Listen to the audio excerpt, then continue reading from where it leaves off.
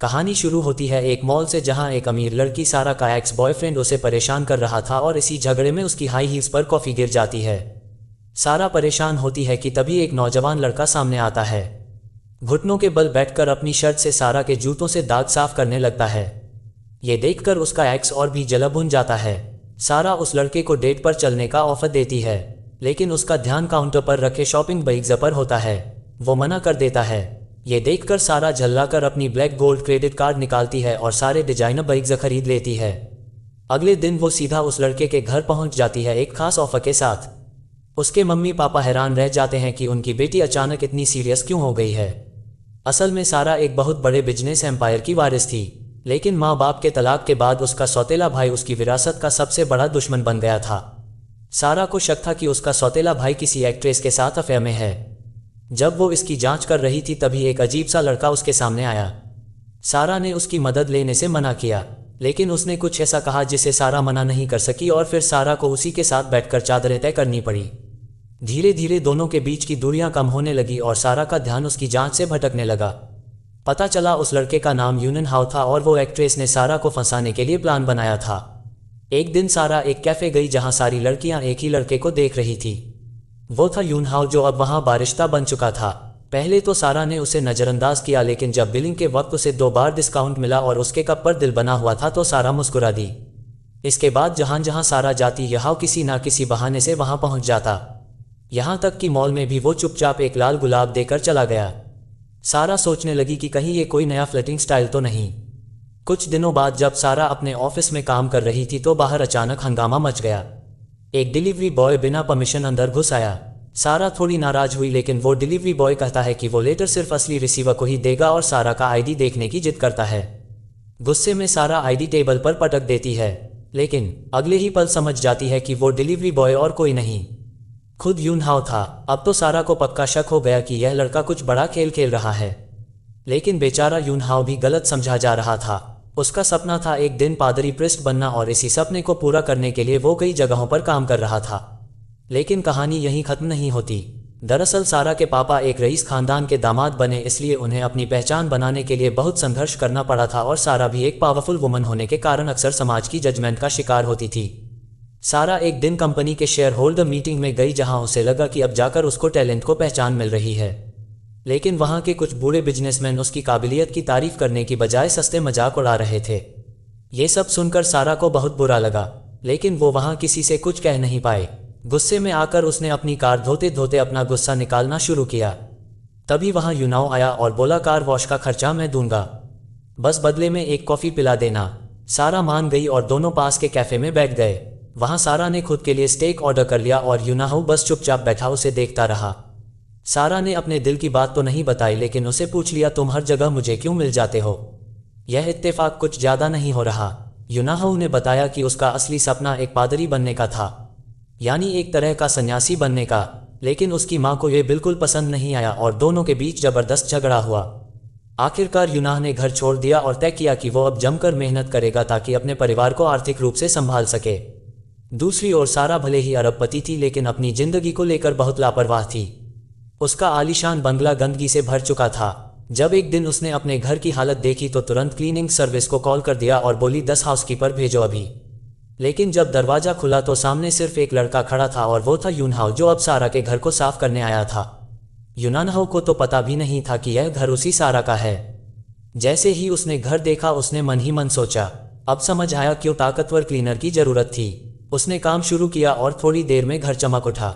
सारा उसकी सफाई देखकर बहुत खुश हुई, लेकिन जैसे ही यूनानहाउ जाने लगा उसने देखा कि झूमर टूटा हुआ था। वो मदद करना चाहता था, लेकिन एक छोटी सी गलती ने पूरे झूमर को जमीन पर गिरा दिया और वो चकनाचूर हो गया। यूनाहो हक्का बक्का रह गया, क्योंकि वह झूमर था पूरे $6 मिलियन का। जब सारा घर लौटी तो उसे फिर से यह एहसास हुआ कि दुनिया कितनी छोटी है। यूनाहो ने माफी मांगते हुए कहा कि वह ये पैसा धीरे धीरे काम करके चुका देगा, लेकिन सारा ने तुरंत मना कर दिया और कहा कि सीधा पैसा दे दो। मगर यूनहाउ जिद पर अड़ा रहा, मैं रोज आकर सफाई करूंगा जब तक कर्ज चुकता ना हो जाए। सारा थोड़ी हिचकी। एक लड़के को हाउसकीपर रखने में संकोच था, लेकिन जब यूनहाउ ने बताया कि वो पादरी बनने वाला था और उसे लड़कियों में कोई दिलचस्पी नहीं है तो सारा ने राहत की सांस ली और मान गई। अगले दिन दोनों साथ में सुपरमार्केट गए घर का सामान खरीदने। लेकिन उन्हें देखकर कोई नहीं कह सकता था कि ये बॉस और कर्मचारी है। वो तो किसी कपल की तरह लग रहे थे। फिर यूनहाओ को उसका एक पुराना साथी मिला। सारा अब नोटिस करने लगी थी कि यूनहाओ ने जिंदगी में कितने तरह के काम किए हैं। जहां जाते हैं कोई ना कोई उसे पहचान लेता है। सारा जो हमेशा शांत रहती थी, अब अंदर से काफी उत्सुक हो चुकी थी। उसी दिन एक और बड़ी बिजनेस मीटिंग थी और हमेशा की तरह वही बूढ़े शेयर होल्डर्स वही पुरानी बातें दोहरा रहे थे। औरतें तो बस देखने के लिए होती है, लीडरशिप के लिए नहीं। सारा ने गुस्से को काबू में रखने की बहुत कोशिश की, लेकिन जब उसने देखा कि उसे सिर्फ एक औरत होने की वजह से ड्रिंक्स तक सर्व करने नहीं दिया जा रहा तो उसका दिल टूट गया और वो मीटिंग से उठकर चली गई। ऐसा लग रहा था जैसे इन शेयर होल्डर्स को ये भूल ही गया कि सारा का सौतेला भाई जूजू ही है। भले ही दोनों की आपस में अक्सर बहस होती रहती थी, लेकिन जब बात सारा की बेइज्जती की आती तो जूजू फौरन एक्शन में आ जाता। अगले ही दिन उसने सारे शेयर होल्डर्स को साफ साफ कह दिया, अगर इस कंपनी में काम करना है तो सारा को रिस्पेक्ट देना पड़ेगा, वरना बाहर का रास्ता दिखा दिया जाएगा। लेकिन बात यहीं खत्म नहीं हुई। उसी रात जोजू फिर एक और मीटिंग में पहुंचा और सबको दोबारा चेतावनी दी, अगर किसी ने सारा को सिर्फ औरत समझ के ट्रीट किया या ड्रिंक सर्व करने को कहा तो अंजाम अच्छा नहीं होगा। यह कहकर वह अपने खास स्टाइल में निकल गया। उधर सारा जब उस दिन घर पहुंची तो इतनी थकी हुई थी कि मेकअप तक उतारने की हिम्मत नहीं थी, लेकिन उसका स्मार्ट और हैंडसम हाउसकीपर यनहाओ तुरंत एक्टिव हो गया और उसकी मदद करने लगा। तभी डोर बेल बजी। दरवाजे पर जूजू खड़ा था। सारा घबरा गई और फौरन यनहाओ से बोली, छुप जाओ, अगर भाई को पता चल गया कि घर में कोई लड़का काम करता है तो वो यकीन नहीं करेगा। यनहाओ छोटे से पप्पी के साथ रूम में छिप गया, लेकिन तभी एक जोर की भौंक सुनाई दी। जूजू सब समझ गया, लेकिन हंसते हुए बोला, मुझे अंदर जाकर चेक करना है। सारा ने नर्वस होकर मना कर दिया और उसके चेहरे की घबराहट देखकर जूजू मुस्कुराया और चला गया। उसके जाते ही यूनहाओ धीरे से बाहर आया, माफी मांगी और सारा को एक खूबसूरत कैंडी बॉक्स गिफ्ट में दिया। अब जो घर कभी खाली लगता था वो यूहो की वजह से खिल गया था। वो ना सिर्फ घर को परफेक्टली संभाल रहा था बल्कि सारा की जिंदगी को भी संभाल रहा था। सारा अपने सारे बिजनेस स्ट्रेस बिना झिझक के यूनहाओ से शेयर करती थी, लेकिन एक दिन उसके मन में शक आया, कहीं यूना के इरादे कुछ और तो नहीं। जब उसने सीधे सवाल किया तो यूनहाओ बिना रुके बोला, हाँ मुझे तुम्हारे पैसे चाहिए। असल में यूनहाओ एक चर्च वॉलंटियर था। उसका सपना था कि सारा को गरीबों की मदद करने के लिए इंस्पायर करे। ये सुनकर सारा हंस पड़ी और बोली, अगर दान करवाना है तो अपनी वो क्यूट सी स्माइल दिखानी पड़ेगी, मुझे तुम्हारी स्माइल पसंद है। यूनहाओ ने तुरंत प्यारी सी मुस्कान दी और सारा का दिल पिघल गया। अगले ही दिन चर्च को 1 करोड़ का डोनेशन गया। यूनहाओ के मेंटर ने कहा, तुम्हारी मुस्कान एक गिफ्ट है, इसे सोच समझकर इस्तेमाल करो। फिर क्या था, यूनहाओ जब सारा को अपनी वो खास मुस्कान दिखाता, चर्च को नए नए गिफ्ट्स भेजे जाते। शुरुआत राशन से हुई थी, लेकिन धीरे धीरे लैपटॉप्स और स्मार्टफोन तक पहुंच गई। इस सब के बीच सबसे बड़ा बदलाव खुद सारा में आया।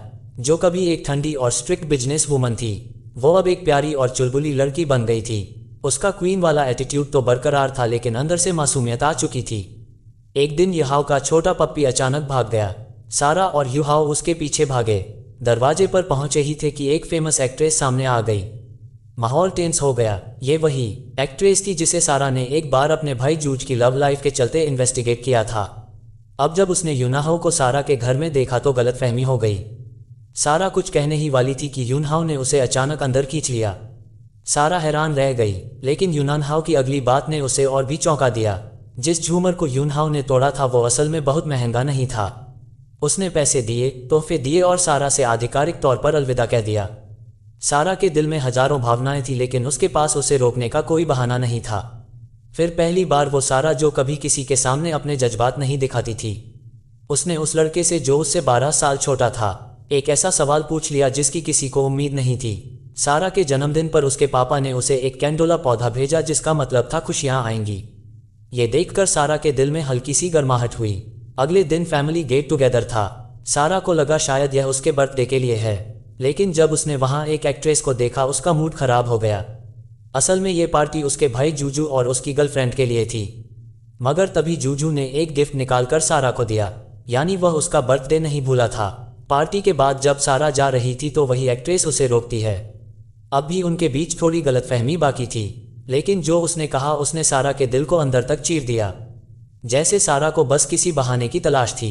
उसने तुरंत यूनहाओ को कॉल किया, लेकिन उसने कहा कि वो काम पर है। सारा ने एक और कॉल किया। यूनहाओ ने ज्यादा ध्यान नहीं दिया, लेकिन तभी एक लड़की उसके पास आए और बोली, आपके बॉस ने बुलाया है। जब यूनहाओ ऑफिस गया तो उसे और दुकान वाले को झटका लगा क्योंकि उसके बॉस ने पूरी दुकान ही खरीद ली थी।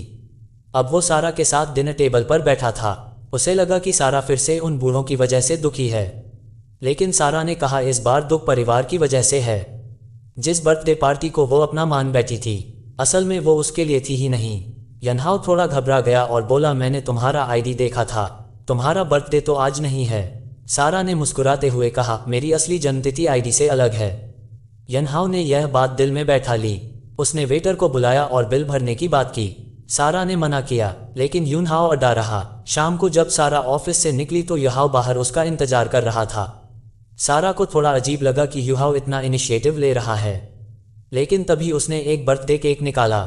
उसे लगा कि सारा ने अपने बर्थडे पर केक नहीं खाया तो वो उसकी कमी पूरी करना चाहता था। जब सारा ने केक और मोमबत्ती देखी तो उसके चेहरे पर एक अजीब सी शांति और गर्माहट आ गई। उसने कहा, मेरे बर्थडे पर मुझे एक फूल मिला था जिसका मतलब था खुशियां आएंगी। ये सुनकर यूनहाओ थोड़ा चौंका और उसके चेहरे पर अजीब भाव आ गए। सारा ने गहरी सांस ली और बिना कुछ कहे मुड़कर चल दी। यनहाओ वहीं खड़ा रहा, केक पकड़े हुए जैसे उसे ठुकरा दिया गया हो। ऑफिस पहुंचकर सारा ने इस बार कुछ भी नहीं किया, ना घबराई, ना रोई, ना उदास हुई। बस हाथ जोड़े और प्रार्थना की जैसे वो युहाओ के वापस आने की दुआ कर रही हो। उधर युहाओ अब भी सारा के जवाब को समझ नहीं पा रहा था। जब वो एक फूलों की दुकान से गुजरा तो खुद को रोक ना सका और दुकानदार से पूछा, वो कौन सा फूल है जिसका मतलब होता है खुशियां आएंगी। दुकानदार ने कैंडुला गोल्डन मैरीगोल्ड दिखाया और बोला, इस फूल का एक और मतलब है, काइंड लव भी होता है।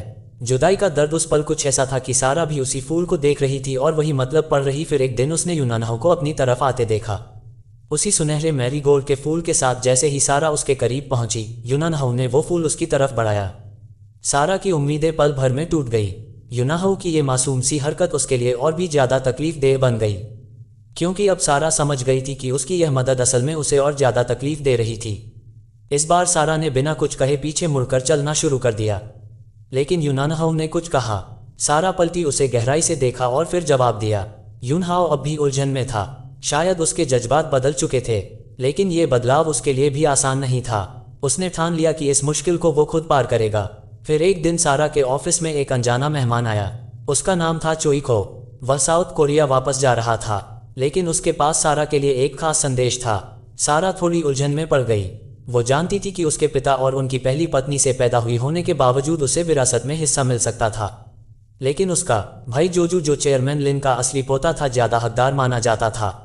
अगर सारा को विरासत के लिए मुकाबला करना था तो उसे किसी बाहरी समर्थन की जरूरत थी, और जोई को वही समर्थन था जिसे उसकी शादी की बात पहले से चल रही। सारा को लगता था यह शादी बस एक बिजनेस डील है, लेकिन अब जब यूनहाओ उसकी जिंदगी में आ चुका था तो सारा पूरी तरह उलझ गई थी। अगर वह शादी नहीं करती तो विरासत हाथ से जाती, और अगर शादी करती तो यूनहाओ का क्या। ऑफिस में रखे फूल के गुलदस्ते को देखते हुए सारा ने हिम्मत जुटाई और तुरंत यूनहाओ को कॉल किया। उस समय यूनहाओ चर्च में था और एक पादरी से अपने दिल की बात कर रहा था। पादरी ने उसे सलाह दी कि अगर वो पादरी की पोशाक पहने तो शायद उसे अपने फैसलों के जवाब मिल जाए। यूनहाओ ने पादरी की बात मानी और चर्च की सीढ़ियों की तरफ बढ़ गया। उसी वक्त सारा भी चर्च पहुंच गई। युहाओ को देखकर उसका दिल थोड़ा पिघला। उसे लगा शायद युहाओ अब अपने फैसले ले चुका है और अब तैयार है। सारा दूर से युहाओ को सीढ़ियों से नीचे उतरते देखती रही और उसकी आंखें भर आई। यूनहाओ समझ गया कि सारा अब भी उसे समझना चाहती है, लेकिन तभी सारा पीछे हट गई। यूनहाओ सारा के पीछे पीछे उसके घर पहुंच गया। सारा को लगा कि वो खुद को सही ठहराने आया है, लेकिन यूनहाओ ने कहा, मुझे पता है कि तुम सगाई कर चुकी हो, तुम्हारा मंगेतर चोइको है। ये सुनकर सारा का चेहरा एकदम बदल गया, क्योंकि भले ही वो सगाई कर चुकी थी लेकिन उसने कभी अपने सच्चे जज्बात किसी से साझा नहीं किए थे। तभी चोइको अंदर आया। वो सारा का मंगेतर था और उसकी शाही अकड़ से उसके इरादे साफ दिख रहे। सारा समझ गई कि यह बात करने का सही समय नहीं है, इसलिए उसने यूना से कहा कि वो चला जाए। चोइको की मौजूदगी और उसका दबदबा सारा को याद दिला रहा था कि उसके लिए ये सब सिर्फ एक सौदा है। चोइको ने उसे बताया कि जूजू एक कमजोर पक्ष है। ये जानकारी सारा के लिए जरूरी हो सकती थी। फिर सारा अपने भाई जूजू से मिलने गई और चोइको द्वारा दिए गए मेडिकल रिकॉर्ड्स देखे। उसमें साफ था कि एक हादसे के बाद जूजू को फेस ब्लाइंडनेस हो गई थी, यानी वो चेहरों को पहचान नहीं पाता था। अब अगर सारा को विरासत की इस जंग में जीतना था तो उसे इसी सच का इस्तेमाल करना होगा। सारा ने जब यह महसूस किया कि यह उसकी जिंदगी की एक बड़ी गलती हो सकती है तो उसका दिल एकदम साफ हो गया। उसने चोइको के खिलाफ खड़े होने का फैसला कर लिया। फिर चाहे वो बिजनेस हो या पर्सनल लाइफ, सारा ने अपनी सोच पूरी तरह से बदल दी। लेकिन चोईखो को सारा का ये बदलता रवैया जरा भी पसंद नहीं आया। गुस्से में उसने सरेआम पैसे सड़क पर फेंक दिए। ये देखकर सारा के दिल में थोड़ी नफरत सी आ गई। उसी पर सारा ने तय किया कि वो यूनोंग को डेट पर बुलाएगी। लेकिन जैसे ही यहाओ की नज़र एक ब्रांड न्यू बैग पर पड़ी, उसने सारा के इनविटेशन को थोड़ा अनदेखा कर दिया। तभी सारा ने अपनी ब्लैक कार्ड निकाली और उस दुकान के सारे महंगे बैग्स खरीद लिए। इसके बाद दोनों एक छोटे से स्ट्रीट फूड स्टॉल पर गए। सारा का मूड अब भी थोड़ा उलझा हुआ था, लेकिन उसका दिल थोड़ा नरम पड़ चुका था, जैसे कोई पुरानी और नई चीजें आपस में मिल रही हो। सारा के मन में हल्की सी उदासी थी, क्योंकि उसे लग रहा था कि यूनहाओ अब एक पुजारी बन चुका है, इसलिए वो अपने जज्बात छुपाने की कोशिश कर रही थी। यूनहाओ ने उसकी हरकतें नोट की और सीधे उससे बात की। सारा ने धीमी आवाज में कहा कि वो एक नकली और खराब औरत है और बस चाहती है कि दोनों अच्छे दोस्त बनकर रहे। यूनहाओ ने हल्की सी मुस्कान दी और सारा बस उसे देखती रह गई। अगले दिन साना ने अपने फैमिली फंक्शन में सबके सामने ऐलान कर दिया कि वह चोईखो से शादी नहीं करेगी, क्योंकि वह उसे प्यार ही नहीं करती। पापा ने उसका पूरा साथ दिया और खुशी खुशी उसके फैसले के साथ खड़े रहे। उसके भाई को पहले से पता था कि सारा का फैसला सिर्फ शादी ना करने का नहीं, बल्कि उसके खिलाफ कोई बड़ा कदम उठाने का था। ये जानकर सबका मन हल्का हो गया और शादी की रुकावट भी हट गई। दिन के बाद जब सारा और उसका भाई घर से निकल रहे थे, तो पहली बार सारा ने अपने भाई को सच्चे दिल से पुकारा और अपने दिल की बात खुलकर कही। सारा ने सोचा अब उसे अपनी विरासत के लिए अपने भाई से लड़ने की जरूरत नहीं, क्योंकि अब उसके दिल में कुछ और है। एक और अच्छा फैसला। कुछ दिनों बाद चोईखो को जब पता चला कि शादी टूट गई है, तो वो गुस्से में सारा के ऑफिस पहुंचा, लेकिन सारा बहुत शांति से खड़ी रही और बोली, मैं ये रिश्ता तोड़ना चाहती हूँ। चोईखो गुस्से में बोला, मैं तो सिर्फ इसलिए मदद कर रहा था क्योंकि मुझे लगा तुम मजबूर हो। फिर उसने सारा को धमकाया, लेकिन जब सारा चुपचाप रही तो उसने गुस्सा पी लिया और ऑफिस से चला गया। सारा ने चुपचाप यूनहाओ को देखा, जो अब भी अपने फैसले पर अटैक था। सारा के चेहरे पर मुस्कान थी। उसे अब पूरा यकीन था कि उसने सही फैसला लिया है। यूनहाओ अपने घर पहुंचा और काफी समय बाद अपने परिवार से बात की। जो परिवार पहले उसके पुजारी बनने के फैसले के खिलाफ था, अब वो भी उसका साथ देने लगा। लेकिन यूनहाओ थोड़ा असहज महसूस कर रहा था, इसलिए बिना कुछ कहे अपने कमरे में चला गया। उसके मम्मी पापा ने कुछ नहीं कहा, लेकिन उसकी बहन सब समझ गई। उसने यूनहाओ से सीधा पूछा, तू किसी के साथ रिलेशनशिप में है क्या? और ज्यादा जाने की कोशिश करने लगी। इसी बीच एक लग्जरी कार उनके पास लाकर रुकी। यूनहाओ की बहन ने कार देखी और फिर उसमें से उतरती एक खूबसूरत लड़की को देखा। हैरानी से बोली, क्या बात है, यूनहाओ ने इतनी सुंदर लड़की पसंद की है। उधर सारा को डर था कि शायद यूनहाओ का परिवार उसे अपनाएगा नहीं, इसलिए थोड़ा परेशान थी। लेकिन यूनहाओ और सारा ने कार में अच्छा वक्त बिताया। फिर उन्होंने अपने रिश्ते को ऑफिशियल कर दिया और डिनर पर चले गए, जहां उन्होंने अपने फ्यूचर प्लान्स पर खुलकर बात की। यह अब साफ था कि जब यूनहाओ पादरी नहीं बन रहा था, तो अब वो किसी और नौकरी के बारे में सोच रहा था। जब सारा ने सुना कि यूनहाओ जज बनने की सोच रहा है, तो वह थोड़ी हैरान रह गई, क्योंकि साउथ कोरिया में जुडिशियल एग्जाम्स बहुत मुश्किल होते हैं। लेकिन यूनहाओ मुस्कुराया और बताया कि वो सोल यूनिवर्सिटी के लॉ डिपार्टमेंट से ग्रेजुएट है, इसलिए उसके लिए यह मुमकिन है। सारा को तभी समझ आया कि यूनहाओ के परिवार वाले क्यों नहीं चाहते थे कि वो पादरी बने। किसी भी परिवार के लिए अपने बच्चे को ऐसा करियर चुनते देखना आसान नहीं होता। दिन के बाद सारा ने यूनहाओ को उसके घर ड्रॉप करने का ऑफर दिया। रास्ते में दोनों ने एक दूसरे के पेरेंट्स से मिलने की बात की, लेकिन यूनहाओ को लगने लगा कि सारा के फैमिली के स्टेटस देखकर उस पर प्रेशर आ सकता है। जब सारा उसे बाहर तक छोड़ने आई तो मजाक में बोली, तुमने अपनी कार का किराया तो दिया ही नहीं। यूनहाओ थोड़ा कंफ्यूज हुआ, लेकिन उसने तय किया कि अगली बार वो खुद सारा यूनहाओ को ड्रॉप करेगा। अगले दिन जब सारा यूनहाओ को स्कूल से लेने गई, तो एक क्लासमेट पर उसकी नज़र पड़ी। पहले तो सारा उसे इग्नोर करने वाली थी, लेकिन जब क्लासमेट ने यूनहाओ को देखकर जलन दिखाई, तो सारा को समझ आया कि अब यूनहाओ को ये जलन पसंद नहीं। अब यूनहाओ सारा को लेकर पज महसूस कर रहा था। सारा को एहसास हुआ कि उनके रिश्ते में अब बदलाव आ चुका है और आगे चलकर गलतफहमियां हो सकती है। इसलिए उसने सोचा कि यूनहाओ को थोड़ा स्पेस देने के लिए वो एक दिन छुट्टी लेकर यूनहाओ के घर जाए और उसके पेरेंट्स से बात करें। जब सारा यूनहाओ के घर पहुंची, तो उसने सीधे उसके माता पिता से कहा कि उन्हें अब प्रोफेशन को लेकर खुलकर बात करनी चाहिए। यह उनके लिए थोड़ा शॉकिंग जरूर था, लेकिन सारा बस यूनहाओ को यह समझाना चाहती थी कि अब उनका रिश्ता सिर्फ दो लोगों के बीच नहीं रहा, बल्कि अब यह एक सीरियस कमिटमेंट बन चुका है।